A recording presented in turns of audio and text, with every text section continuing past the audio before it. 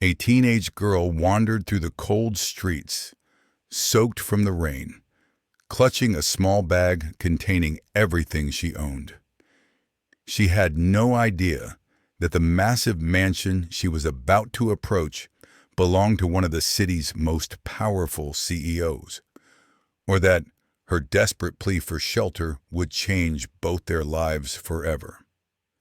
The rain hammered against the windows of the sprawling estate as 17-year-old Maya Chen stumbled through the iron gates, her thin jacket offering little protection against the storm. She had been walking for hours, her sneakers squelching with each step, her dark hair plastered to her face. The backpack on her shoulders held her entire world.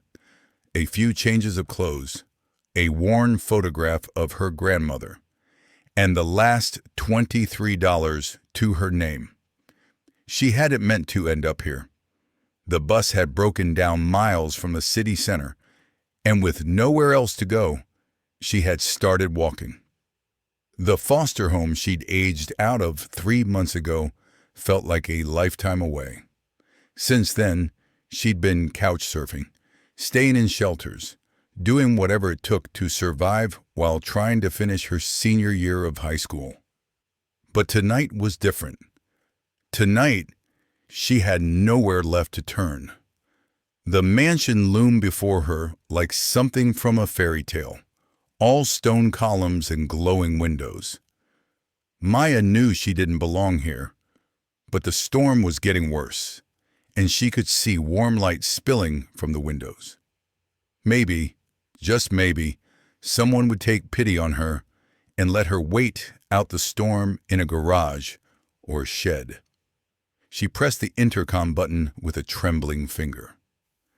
Inside the mansion, Alexander Blackwood sat in his study, the glow of his laptop screen casting shadows across his sharp features.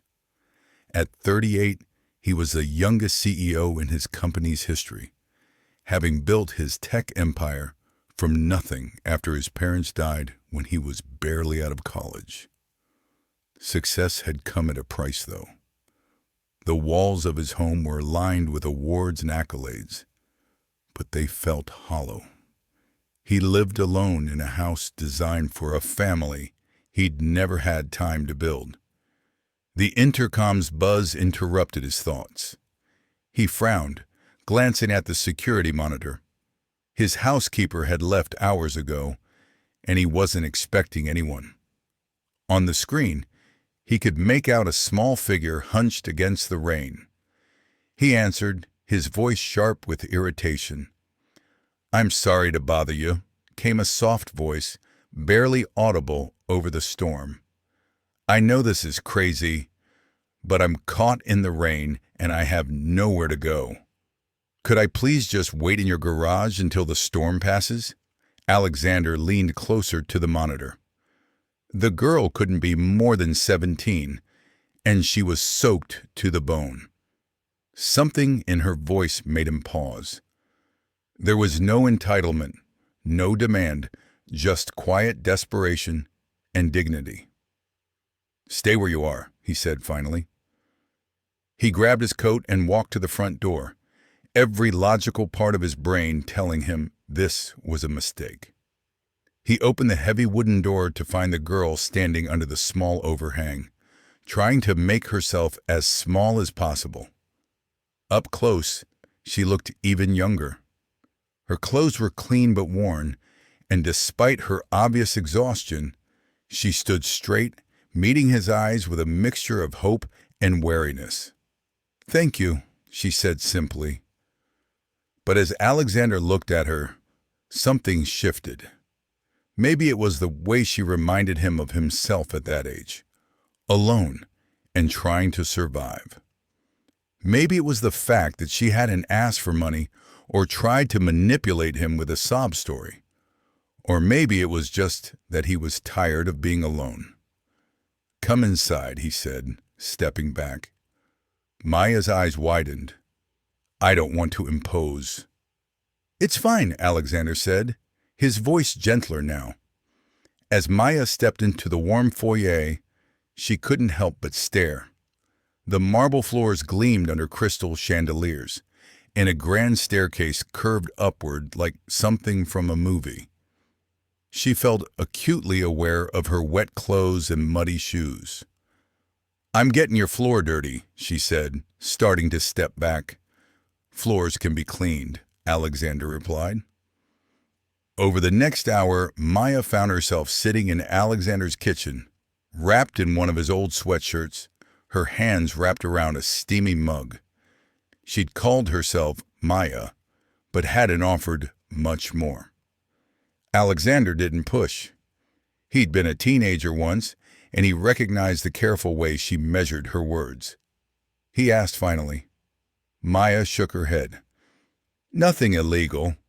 I just aged out of foster care a few months ago." The simple honesty of her statement hit Alexander harder than any elaborate story could have. He'd built his fortune on reading people, and everything about this girl screamed authenticity. Maya's fingers tightened around the mug. "There's a 24-hour diner downtown." The thought of this 17-year-old girl spending the night in a diner, vulnerable and alone, made something twist in Alexander's chest. "You can stay here tonight," he said. Maya's head snapped up. "I can't. I don't even know you, and you don't know me." "My name is Alexander Blackwood," he said. "I own a technology company. I live alone, and I'm probably the most boring person you'll ever meet. I have 7 guest bedrooms, and 6 of them haven't been used in years," Maya asked, studying his face. Alexander was quiet for a long moment. "Because someone should have helped me when I was your age, and no one did. Because you asked for shelter, not money. Because you're trying to finish school and build a future instead of giving up."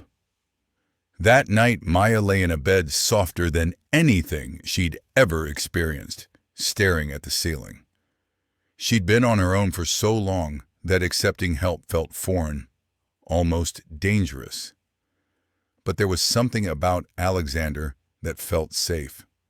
He hadn't asked invasive questions or made her feel like a charity case. He'd simply offered basic human kindness.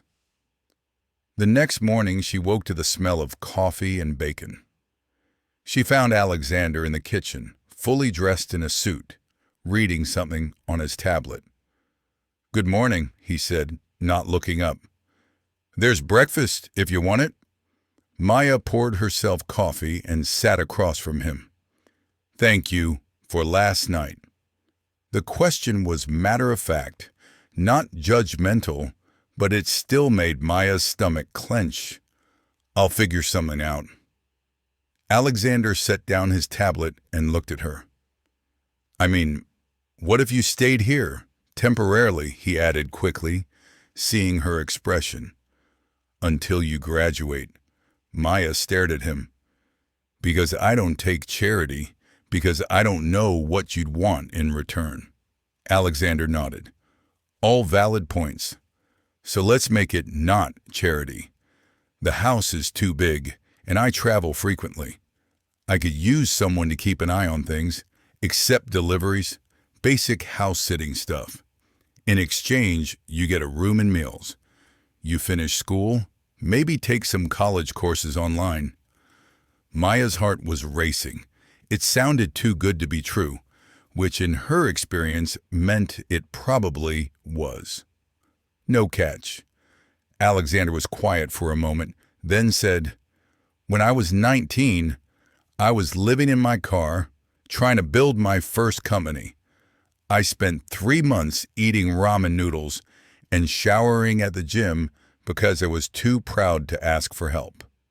Someone eventually gave me a chance, and it changed my life." Over the following weeks, Maya settled into a routine that felt surreal. She had her own room, her own space, and for the first time in months, she felt safe. Alexander kept his word about not prying, but gradually they began to talk. She learned that he'd built his company from nothing, that he worked 18-hour days, and that despite his success, he seemed profoundly lonely. Maya threw herself into her schoolwork with renewed focus.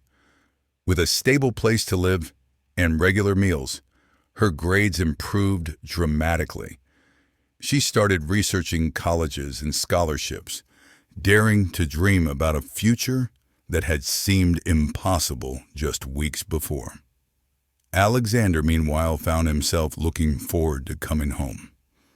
The house felt different with Maya there, not just because it was lived in, but because she brought a lightness he hadn't realized was missing.